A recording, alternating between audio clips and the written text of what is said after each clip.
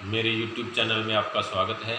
आज हम कक्षा 10 विज्ञान के 5वें अध्याय में आर्हेनियस के द्वारा अम्ल और क्षार की जो परिभाषाएं दी गई हैं उनका अध्ययन करेंगे। मेरा चैनल यदि आपको पसंद आता है तो सब्सक्राइब करें, जिससे आपको जो भी मेरी वीडियो हैं वो तुरंत अपडेट हो। आज हम अगले जो टॉपिक है वो देखेंगे। हमने दैनिक जीवन में रसायन जो टॉपिक है वो पढ़ रहे हैं। राजस्थान बोर्ड की कक्षा 10 का 5वां अध्याय है। उसमें आज हम आर्हेनियस संकल्पना इसके बारे में पढ़ेंगे। तो अम्ल और क्षार को परिभाषित करने का जो कार्य किया गया उसमें सबसे पहले आर्हेनियस द्वारा 1887 में अम्ल और क्षार को परिभाषित किया गया। तो आर्हेनियस के अनुसार अम्ल वे पदार्थ होते हैं जो जलीय विलयन में अपघटित होकर क्या देते हैं, H आयन देते हैं। जलीय विलयन मतलब, तो यहाँ पर क्या है कि जलीय विलयन का मतलब होता है कि जब किसी अम्ल को हम किस में घोलें, जल के अंदर घोलें, तो घोलेंगे तो सारे जो भी अम्ल है वो सारा का सारा टूटकर अपघटित होकर, टूटना या अपघटित होना एक ही बात है कि टूटकर किस में बदल जाएगा, अपने आयन। जैसे हम एक एग्जाम्पल देखते हैं कि ये एक HCl है। HCl क्या है? हाइड्रोक्लोरिक अम्ल, अम्ल है HCl। इसको हमने जल में घोला, घोलने पर यह किन आयनों से मिलकर बना है? हाइड्रोजन आयन और क्लोराइड आयन। तो यहाँ आप लोग देखिए कि जल में जैसे ही हम इसे घोलेंगे तो घोलने पर यह किसके रूप में टूट जाएगा? हाइड्रोजन आयन के रूप में और क्लोराइड आयन के रूप में टूट रहा है। तो इसे क्या कहेंगे अपन कि ये पदार्थ क्या हो रहे हैं, जल में जब हम इनको घोल रहे हैं तो ये अपघटित हो रहे हैं किसके रूप में? हाइड्रोजन आयन के रूप में। ठीक है, तो यहाँ हाइड्रोजन आयन दे रहे हैं, इसलिए ये पदार्थ क्या कहलाते हैं? अम्ल कहलाते हैं। तो आपको बताया है कि अम्ल वे पदार्थ हैं जिनको जल में घोलने पर ये अपघटित होकर H आयन देते हैं। इन्हें हम क्या कहेंगे? अम्ल कहेंगे। उदाहरण आप लोगों को पहला बताया है कि HCl यानी हाइड्रोक्लोरिक अम्ल जब इसे जल में घोला जाता है तो यह H प्लस आयन यानी हाइड्रोजन आयन और Cl माइनस आयन यानी क्लोराइड आयन के रूप में अपघटित हो जाता है। तो यहाँ पर ये H आयन दे रहा है, इसलिए ये क्या है? अम्ल है। इसके साथ हमने AQ लिखा है। AQ का मतलब होता है कि यह H आयन किस में घुला हुआ है? जल में घुला हुआ है, एक्वेटिक है। ठीक है, इसी प्रकार क्लोराइड के साथ भी AQ लिखा हुआ है, इसका मतलब भी ये क्लोराइड आयन भी किस में घुला हुआ है? जल में घुला हुआ है। तो जो जल के अंदर घुले हुए होते हैं आयन, उनके साथ AQ लगाया जाता है। अब दूसरा उदाहरण हम देखेंगे, वो देखेंगे HNO3। HNO3 का जो नाम है वो है नाइट्रिक अम्ल। HNO3 का नाम क्या है? नाइट्रिक अम्ल। और नाइट्रिक अम्ल जो है जब इसे जल में घोला जाता है तो ये H प्लस आयन और NO3 माइनस आयन देता है। तो H प्लस आयन जो है ये हाइड्रोजन आयन है, NO3 जो है वो नाइट्रेट आयन है। तो यहाँ पर ये क्या है कि जो नाइट्रिक अम्ल है जब इसे जल में घोला जाता है तो H प्लस आयन दे रहा है, यानी ये क्या है? अम्ल है। आर्हेनियस की परिभाषा के अनुसार वे पदार्थ जिनको जल में घोलने पर H प्लस आयन देते हैं क्या कहलाते हैं? अम्ल कहलाते हैं। तो इसी प्रकार हम अगला अम्ल का उदाहरण देखेंगे, H2SO4। H2SO4 किसका सूत्र है? सल्फ्यूरिक अम्ल का। तो सल्फ्यूरिक अम्ल जो है इसको यदि जल में घोला जाता है तो 2 हाइड्रोजन आयन और एक सल्फेट आयन के रूप में अपघटित होता है। तो यहाँ पर भी हाइड्रोजन आयन दे रहे हैं, इसका मतलब ये क्या है? अम्ल है। अगला आप लोग देखिए एसिटिक अम्ल। एसिटिक अम्ल का सूत्र होता है CH3COOH। तो जब इसे भी जल में घोला जाता है तो H प्लस आयन और CH3COO माइनस यानी हाइड्रोजन आयन और एसिटेट आयन के रूप में टूटता है। ठीक है, ये भी जल में घुले हुए होते हैं और यहाँ एसिटिक अम्ल के द्वारा भी क्या दिया जा रहा है? हाइड्रोजन आयन दिया जा रहा है। इसी प्रकार कार्बोनिक अम्ल है। कार्बोनिक अम्ल का सूत्र होता है H2CO3। यह भी जब इसे जल में घोला जाता है तो हाइड्रोजन आयन और बाइकार्बोनेट आयन जो है वो देता है। तो यहाँ आप लोग यह देख रहे हैं कि जो भी पदार्थ हैं उनका यदि हम जल में घोलेंगे तो क्या दे रहे हैं, H+ आयन दे रहे हैं। तो आर्रेनियस ने कहा है कि वे सभी पदार्थ जो जलीय विलयन में H आयन देते हैं क्या कहलाते हैं, अम्ल कहलाते हैं। इस प्रकार हम अम्ल की ये जो परिभाषा है आर्रेनियस ने दी है वो ये है कि कोई भी पदार्थ जिसको यदि हम जल में घोलेंगे, घोलने पर वह अपघटित होकर यदि H आयन देता है, हाइड्रोजन आयन देता है, तो क्या कहलाते हैं, अम्ल कहलाते हैं। और यहाँ हमने विभिन्न प्रकार के अम्लों के उदाहरण द्वारा इसे समझा है। देखा कि जो भी अम्ल हैं वो क्या करते हैं, हाइड्रोजन आयन देते हैं। ठीक है, ये जो हाइड्रोजन आयन है इन्हें हम क्या कहते हैं, प्रोटॉन भी कहते हैं। हाइड्रोजन आयन को प्रोटॉन क्यों कहा जाता है, क्योंकि जैसे हाइड्रोजन आयन है इसके नाभिक में एक प्रोटॉन होता है और बाहरी जो इलेक्ट्रॉन कोश होते हैं उसमें एक इलेक्ट्रॉन होता है। जब इसमें से एक इलेक्ट्रॉन त्याग दिया जाता है तो इसके नाभिक के पास सिर्फ क्या पाए जाते हैं, प्रोटॉन ही पाए जाते हैं। इसलिए H+ को, इसमें इलेक्ट्रॉन नहीं है, सिर्फ क्या है, प्रोटॉन है, इसलिए इसे हम प्रोटॉन भी कहते हैं। तो ये अम्ल में जो H+ आयन बनते हैं अपघटन के द्वारा, ये H+ आयन यानी हाइड्रोजन आयन ये अत्यधिक क्रियाशील होते हैं, जिसके कारण ये जल से क्या कर लेते हैं, अभिक्रिया कर लेते हैं और जल में किसके रूप में रहते हैं, हाइड्रोनियम आयन के रूप में रहते हैं। किसके रूप में रहते हैं, हाइड्रोनियम आयन। और हाइड्रोनियम आयन का जो फॉर्मूला है वो होता है H3O+। AQ का मतलब जल के साथ है। तो यहाँ आप लोग ये देख रहे हैं कि ये जो हाइड्रोजन आयन है ये अत्यधिक क्रियाशीलता के कारण जैसे ही हम जल में घोलेंगे तो ये अकेले नहीं पाए जाते, जल के अणुओं के साथ जुड़कर किसके रूप में, हाइड्रोनियम आयन के रूप में पाए जाते हैं। इसे हम ये समझेंगे कि ये H+ आयन है, जल के अणुओं के साथ जुड़कर, ठीक है, और क्या बना रहे हैं, हाइड्रोनियम आयन बना रहे हैं। अब कुछ परिभाषाएं हैं कि प्रबल अम्ल क्या है, दुर्बल अम्ल किसे कहेंगे। तो यहाँ सबसे पहले हम क्या है, प्रबल अम्ल के बारे में देखेंगे कि कौन से हैं प्रबल अम्ल।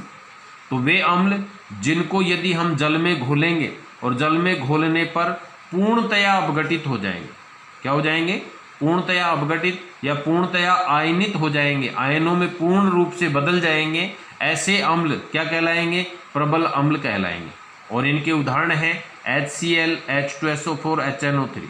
HCl मतलब हाइड्रोक्लोरिक अम्ल, H2SO4 मतलब सल्फ्यूरिक अम्ल और HNO3 का मतलब होता है नाइट्रिक अम्ल। तो ये जब भी हम इनको जल में घोलेंगे तो ये पूर्णतया क्या हो जाते हैं, आयनित हो जाते हैं। इसलिए इनको हम क्या कहते हैं, प्रबल अम्ल कहते हैं। पूरा का पूरा जो भी अम्लीय पदार्थ है वो आयनों में बट जाता है, इसलिए हम क्या कहते हैं, प्रबल अम्ल कहते हैं।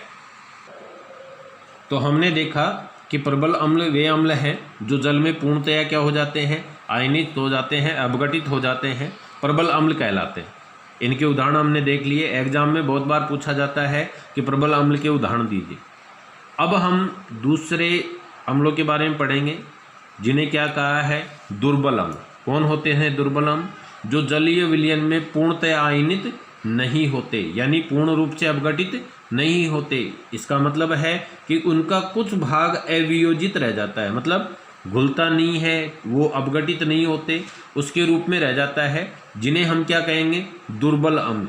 तो वे पदार्थ जो जलीय विलयन में, या वे अम्ल जो जलीय विलयन में पूर्णतया आयनित नहीं होते हैं, दुर्बल अम्ल कहलाते हैं। इसके उदाहरण हैं CH3COOH यानी एसिटिक अम्ल, H2CO3 यानी कार्बोनिक अम्ल। ये क्या है, दुर्बल अम्ल के उदाहरण है। पूछ लेता है कि प्रबल अम्ल के उदाहरण दीजिए, दुर्बल अम्ल के उदाहरण दीजिए, तो आप लोगों को क्या है ये बताना पड़ेगा। यह पूछ सकता है कि प्रबल अम्ल किसे कहते हैं, उदाहरण सहित स्पष्ट कीजिए, दुर्बल अम्ल किन्हें कहते हैं, उदाहरण सहित स्पष्ट कीजिए। तो इस प्रकार हमने आर्रेनियस की जो परिभाषा है उसमें अम्ल को पढ़ा है कि वे पदार्थ जो अब जलीय विलयन में अपघटित होकर H आयन देते हैं क्या कहलाते हैं, अम्ल कहलाते हैं। अब हम आर्रेनियस की परिभाषा के अनुसार क्या पढ़ेंगे, क्षार। क्षार भी वे पदार्थ हैं जो जलीय विलयन में अपघटित होंगे और आयन कौन सा देंगे, हाइड्रोक्सिल आयन देंगे। कौन सा आयन देंगे, हाइड्रोक्सिल, जिसे OH आयन भी कहते हैं। इसके साथ क्या होगा, माइनस का होगा। तो क्षार किसे कहते हैं कि वे पदार्थ जो जलीय विलयन में अपघटित होकर हाइड्रोक्सिल आयन बनाते हैं या हाइड्रोक्सिल आयन देते हैं, क्षार कहलाते हैं। क्षारों के हम उदाहरण देखेंगे। जैसे पहला उदाहरण हम देख रहे हैं KOH, के पोटेशियम, OH मतलब हाइड्रोक्साइड। तो ये पोटेशियम हाइड्रोक्साइड है। जब इसको जल में घोला जाता है तब ये किसके रूप में, K+ और OH- के रूप में होता है। तो यहाँ देखिए आप लोग कौन सा आयन दे रहा है, OH- आयन यानी हाइड्रोक्सिल आयन दे रहा है। इसी प्रकार दूसरा उदाहरण हम देखेंगे सोडियम हाइड्रोक्साइड, NaOH। Na मतलब सोडियम और OH मतलब हाइड्रोक्साइड। जब इसे जल में घोला जाता है तो सोडियम प्लस आयन देता है और OH- आयन देता है, यानी हाइड्रोक्सिल आयन दे रहा है, इसलिए यह भी क्या है, क्षार है। अब हम क्षार में अगला उदाहरण देखेंगे CaOH का होल ट्वाइस। इसका Ca का मतलब है कैल्शियम, OH मतलब है हाइड्रोक्साइड।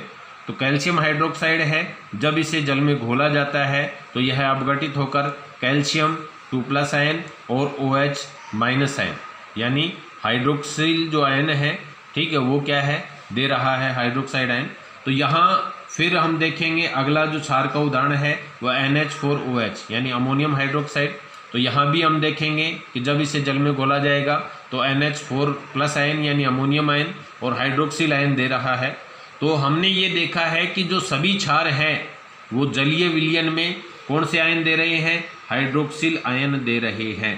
तो आर्रेनियस ने कहा कि क्षार ऐसे पदार्थ हैं जो जलीय विलयन में क्या देते हैं, हाइड्रोक्सिल आयन देते हैं।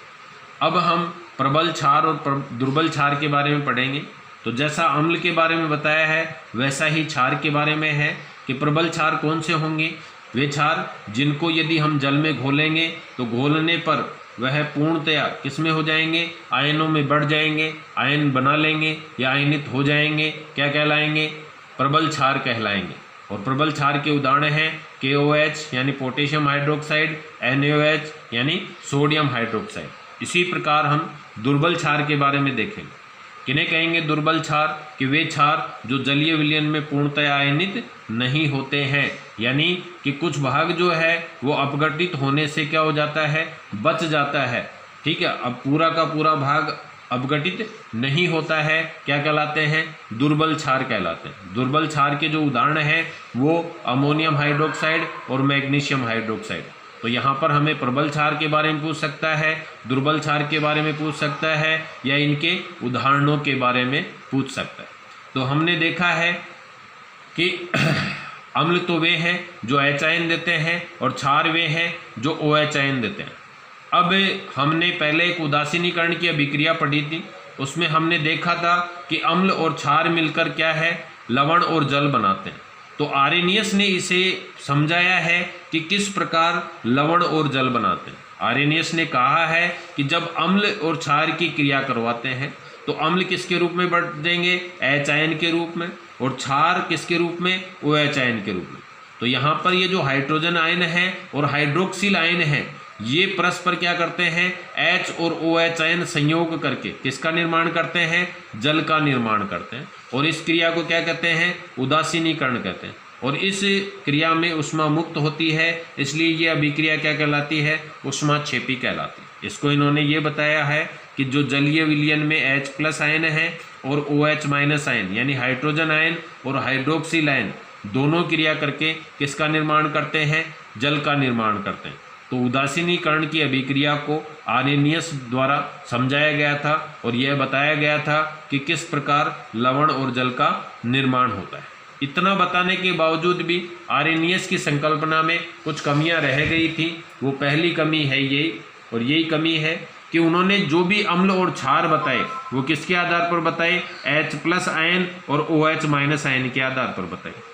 लेकिन कुछ ऐसे अम्ल होते हैं जिनमें H+ आयन नहीं होता, बहुत सारे क्षार भी ऐसे होते हैं जिनमें OH- आयन नहीं होता। मतलब इस आर्रेनियस की संकल्पना द्वारा हाइड्रोजन विहीन अम्लों और हाइड्रोक्सल विहीन क्षारों की प्रकृति के बारे में स्पष्ट नहीं किया जा सकता।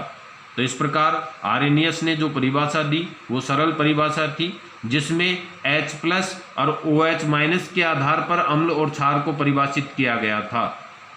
ठीक है, तो आगे इसमें ये कमी रह गई कि कुछ अम्ल ऐसे होते हैं कि जो H+ आयन नहीं देते, और कुछ क्षार ऐसे भी होते हैं जो OH- आयन नहीं देते, लेकिन फिर भी वो अम्ल और क्षार होते हैं। उसे आर्हेनियस स्पष्ट नहीं कर पाया। ये आर्हेनियस की क्या रह गई, कमी रह गई, जिसे दुरुस्त करने के लिए अन्य वैज्ञानिकों द्वारा भी अम्ल और क्षार की परिभाषा दी गई। तो अगले अध्याय में, अगले जो पार्ट है उसमें हम अन्य वैज्ञानिकों द्वारा दी गई अम्ल और क्षार की परिभाषाएं पढ़ेंगे।